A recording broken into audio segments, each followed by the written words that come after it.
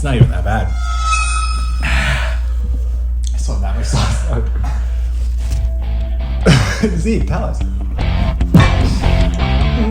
What's going on, everybody, and welcome to the first ever episode of Hot Docs, the show with the hot wings and the even hotter doctors.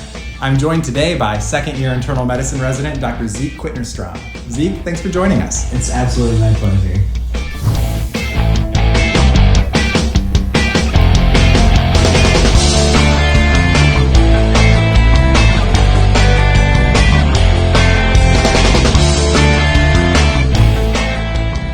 All right, Zeke. So you know the name of the game. First thing we do is we take a bite of a wing, and then I've got an easy question for you. Hell yeah. Starting off today, we have Louisiana's Pure Hot Sauce by Crystal.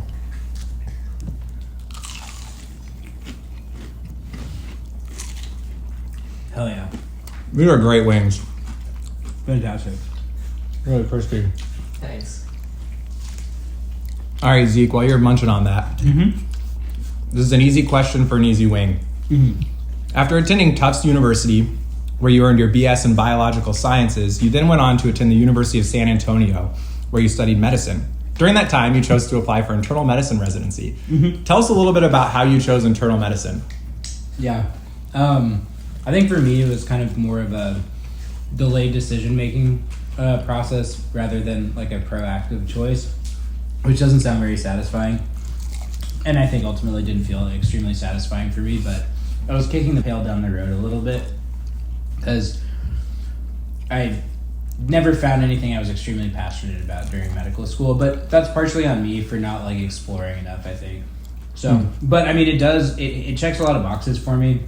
Like, it's a branch point that you can do procedural specialties, you can do like more relaxed and clinical stuff, and like, you know, even outpatient sort of like primary care sort of things. And so, and you know, you get the like enjoyment of, you know, taking care of and diagnosing medical problems in the hospital, which is kind of like everyone's perception, I think, of medicine is like either medicine or surgery. Like when people think of medicine as lay people, they're like internal medicine or like some kind of surgery is like those buckets that it falls into. But yeah, it was less of an active decision, I think, ultimately, is the bottom line. Sure. Yeah. Would you change something if you went back to medical school? Would you change your decision? Yeah, I think I would. Like, and I actually talked to like some of my like colleagues first year about that. It was a time when I was like less happy than I am now with my decision, I think.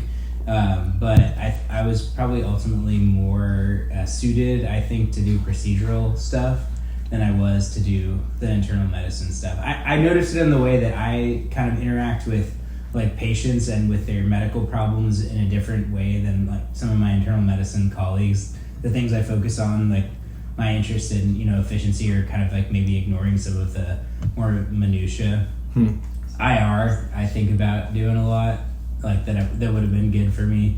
Will you be pursuing like a fellowship in anything more procedural, or? Yeah, man. I am going to do a cardiology fellowship. And I say that confidently because I was accepted into the STAR program, which is like if you do a year of research that's NIH funded, they do heart, lung, and blood are the areas of specialty. And if you are accepted into the program, you're guaranteed at least a fellowship spot here in Iowa for your like specialty interest of choice. So, dude, that's sick. Congratulations. That's awesome. Thank you. Yeah. So at the very least, like I could do cardiology here in Iowa. What do we have for time? 4:20. Okay. Oh, I don't know. I think I'm ready for another wing. How do you feel? All right. So next up, we've got habanero hot sauce, twist and shout. Do you twist and shout? I twist and shout. Yeah, me too. I love to dance. Twist and shout. You ever Shake it up, baby. Shake it up, baby. Oh, thank you, Gabe. Shake it up, baby. You've seen Animal House? Yeah, of course. I just want to make, because that song isn't a real song, right? It's from Animal House, isn't it? Like, no, it's a real song. Are you sure? It's a real song. I just went to a wedding that played it. Oh, yeah. Oh, okay. For some reason, But it's a great scene in that movie, though. Okay. For some reason, I thought, yeah, anyways. No, it's very real. We can cut that. He's not that dumb all the time. Yeah, most of the time. Shake it up. A little hotter, but not too bad. I'm getting like marinara sauce kind of vibes. Oh, yeah? I'm not. Okay. All right, well, you finish that wing. I'm going to ask you a second question, okay? All right, Zeke, you're a very intelligent individual. your history includes a perfect MCAT. You also performed among the highest percentiles on your USMLE board exams. I think one of the most valuable pieces of information you have for our audience is any study tips or advice that you might have for medical students. Yeah. So, I think really medical school is all about memorization, which is unfortunate. I mean, most of the questions you get on the USMLE are like, first or second order questions, which, got a little heat there, bud. Yeah. Hell yeah. Second wing. But yeah, Anki, I think, is like probably just goated in terms of like use for studying for medical school. I didn't study at all like the material that they gave us in med school, like none of the classroom related stuff until like the very last minute we had to. But like the resources available for Anki are like really kind of, I think, the definitive medical education resource, which is a little bit bizarre that we're all paying like, somewhere between $20,000 and like $70,000 a year to go to medical school. I mean, we're really just paying for the degree and the ability to go to residency, but like you could just learn it on your own for sure. Yeah. So, sorry guys. I think we can take it up a little more. All right, well, let's see what we got here. This is Lola's Fine Hot Sauce, Ghost Pepper. Ghost Pepper. For the third wing. Zeke is doing fine. That was good.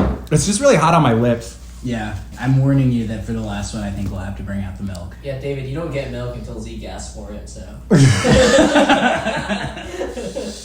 This is not good.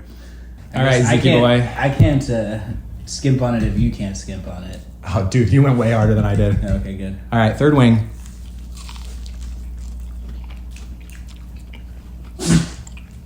I'm not as into it, the sauce itself, The taste isn't as good, yeah. Mm-hmm. It's not as, complicated. It's just, hey, this is a hot sauce. Mm-hmm. That last one was good. Mm-hmm. I think this feels less hot, too. This one is really good. Mm-hmm. Guys, we highly recommend Bazita's habanero hot sauce. Not Twist and shout. Shake it up. Look, as medical students, we know that we're always in the way. Yeah. I want you to tell us about your worst medical student. Honestly, I feel like unless you're a sub-I and I have to deal with you directly, like medical students are almost always like beneficial because as a senior resident, I don't have to write notes for the most part unless I'm like, taking the job of an intern who's off for the day. So for you guys is like with interns, like we f***ing love y'all because it offloads an enormous amount of the labor that we do. And the worst thing a medical student can do is just be like totally tone deaf. And like say awkward stuff either in the resident room or like and kill the vibe in our resident lounge or just like say weird stuff to patients. That doesn't feel like an uncommon thing. No, it's more common than that medical students say weird stuff in the patient room, but I think that's like kind of funny. It's really just about killing the vibe in the resident room. Do you have any stories about patient room? Yeah, I mean, I'm struggling to think of like one specific like offhand like this person said this and it was like very awkward, but they're just like all those like medical like the ones they kind of the joking ones that like follow you to the bathroom, like that kind of stuff, like that's real. They're just like always right there and like yeah. I've done that. I don't have a good like worst medical student story. I think for the most part we appreciate you guys. Oh, jeez. Which is a sad thing to say because really I wish touching. I could. Yeah, thank you. I wish I could berate you more, but No. I had one particularly bad medical student. Oh, yeah. Cards teaching. Yeah. Last Cards year, yeah. teaching.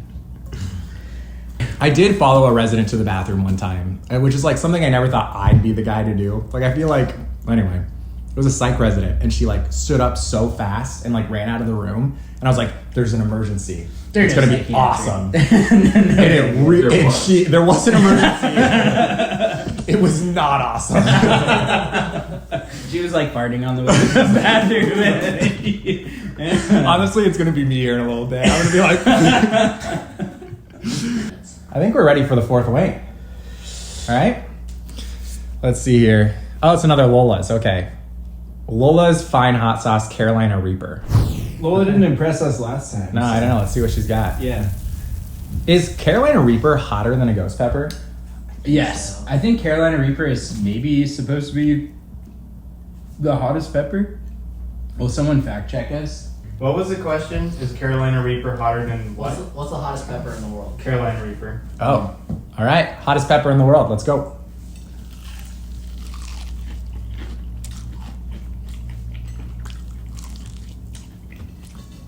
Getting a little flat in terms of flavor. It's Lola, man. She doesn't have it. Doesn't have it. We're flavorful than the last Well, one. it's got a little bit of kick, but. All right. Well, supposedly the Scoville scale is heating up, but I promise you these questions are heating up. This next question is meant to test your clinical knowledge, Zeke. Mm-hmm. So pay attention. All right. A woman in her 20s presents with chest pain, dyspnea, nausea, palpitations, syncope, and vomiting. EKG is normal. Echo is concerning for hypokinesia of the apical and midventricular segments of the left ventricle. On further questioning, she reports a recent breakup with a budding IM physician. What's the diagnosis? So I'd call this Takotsubo cardiomyopathy. Ah, that's right. My Yeah, one- what do you know about Takotsubo, Zeke? My one problem with this question stem is that Takotsubo cardiomyopathy actually mimics a STEMI on EKG. So she So would there's have ST elevations on the EKG. Yeah. You will really let me down, man. Yeah. So I think you're alluding to the fact that in a previous relationship of mine with an individual who won't be named, when we broke up, that day she developed Takotsubo cardiomyopathy. We dated throughout college, so this would have been like 4.5 years or something like that. Man, you ruined her life. Yeah. Well, she broke up with me, actually. She broke her own heart. Yeah. She did it to herself. She broke her heart. You can't leave me without consequences. I know. I mean, it's an extremely funny story that like I do enjoy telling, just partially because I'm interested in cardiology, but also because like, how the hell can you not pat yourself on the back like that? That's but true. She's fine, and she no long-term consequences. They capped her. Oh, no kidding. Yeah. How old was she? She's my age. She's Wow. like 31 at the moment. Wow. Yeah. Can you imagine? That's wild. Obviously very smart and apparently dangerously handsome. I think we're ready for the fifth wing. Yeah, so we got... Can we get the milk out? I'm actually nervous about this too. So this is like the sauce from the actual show. It's Da Bomb. Zeke was kind enough to bring it for us today. Completely untested. Maybe kind enough, maybe like homicidal. I don't know. Yeah. Like Zeke, I'm pre-reading this question because I don't know how well I'm going to be able to read through this. I'm with you too. I have to answer it, so I'm also scared. This is a deep question, okay? So, Okay. So buckle up. Let's do this. Da Bomb. Buckle up, Buttercup.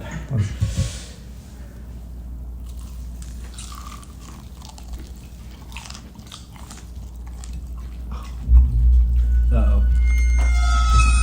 Oh my god.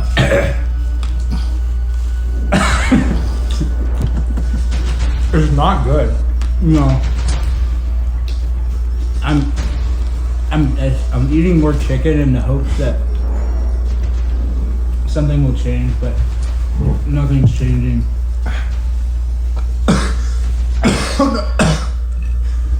Zeke, Yeah. for your fifth wing, heating up a little bit.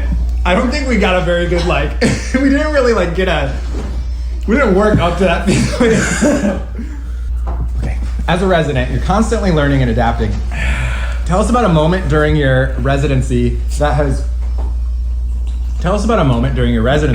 has changed your perspective on medicine or patient care.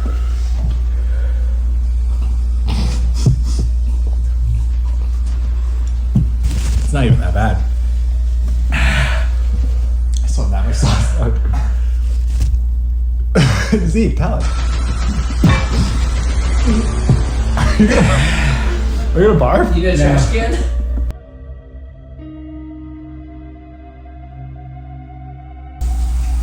The hummus. This fur. The creamer.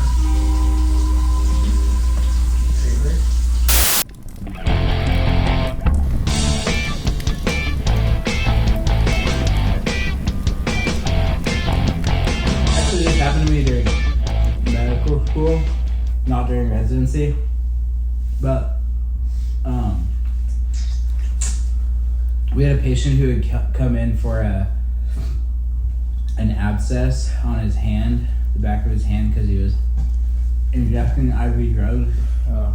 And it's like, you know, not a medical emergency, but like an urgent situation to deal with. Damn.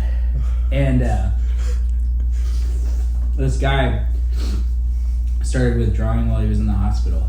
And I remember as a medical student recommending, like, why don't, you know, he was threatening to leave, basically. We were just giving him clonidine and being like, suck it up, brother. And I recommended to the residents and the attending, well, why don't we just give this dude morphine? Like, we know he's going to go out onto the streets and start using them, but we're not going to precipitate some addiction in him. We already know he's addicted. Yeah. And they, like, kind of scoffed at me. They're like, we're not going to give this dude morphine. And anyway, he ended up leaving the hospital instead of sticking around to get treated. And they, since he left AMA, they wouldn't even give him a discharge oral antibiotic plan. I remember being, like, really taken aback by the fact that it seemed like we were, as a service, being vindictive towards this guy and his, like, you know, really stigmatizing his addiction rather than helping him. So that kind of changed my perspective on just medicine in general. And I think I learned two things from that. One is that, like, you know, you never meet your heroes sort of thing, but, like, idealism is never borne out. So going into medicine because, like, you have idealistic expectations of, you know, like, always being able to help people or, like, everyone being, like, altruistic is, like, daily moral injury in terms of what your expectations are versus what the reality is. And then, you know, the other thing is you got to do your best for people and meet them where they are. Like, you know, you got to be compassionate towards people with addiction. And I think, like, when you can start there and then work your way up, because they're probably maybe sometimes the most difficult patients to deal with. But anyway. Well, honestly, Zeke, it sounds to me like you have a healthy amount of cynicism that will make you a more compassionate doctor, despite maybe the rigors of the training. But regardless, I just want to thank you for coming on today. I had a good time, minus the last wing. That was a pretty awful time. That was terrible, yeah. Yeah. So before we sign off, is there anything you want to plug? I've been trying to enjoy myself outside of work. I think that's, like, something that I've been kind of focusing on. I've been running more, inspired by someone who I think you'll interview shortly here. I got a motorcycle license. Dude, okay, all right. Very resident doctor of you, yeah. Yeah. It was actually pretty funny getting a motorcycle license. You just realize how many people out there are stupid. Obviously highly irresponsible individuals driving for, like, 10 plus years, like, without a license, like, talking about wearing Crocs, not wearing helmets, like, you know, the kind of people you'd expect. But yeah, other than that, like, I'm excited to spend a year doing research and, you know, maybe taking medicine will take a little bit of a backseat, but. Dude, I hope you can chill. That's awesome. Yeah. All right. Well, that's some great advice. We'll try to have some fun. Thanks again for coming on, Zeke. And my pleasure. Yeah. Have a good rest of your day. Yeah. Thanks.